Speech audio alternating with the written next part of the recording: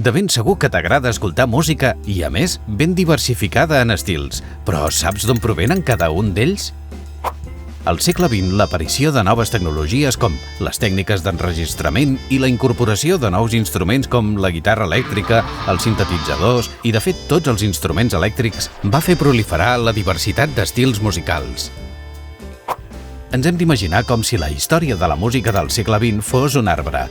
Les seves arrels correspondrien a aquells estils com el country, la música jazz i blues, que derivarien en ramificacions i en fulles.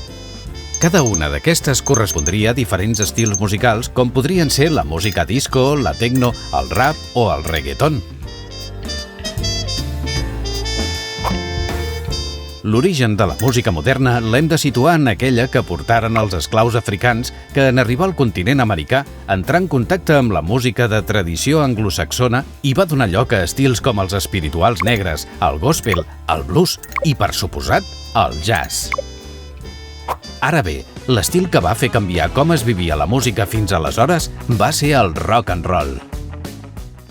Heu de saber, doncs, que gran part de la música que escoltem avui en dia té les seves arrels en la música africana.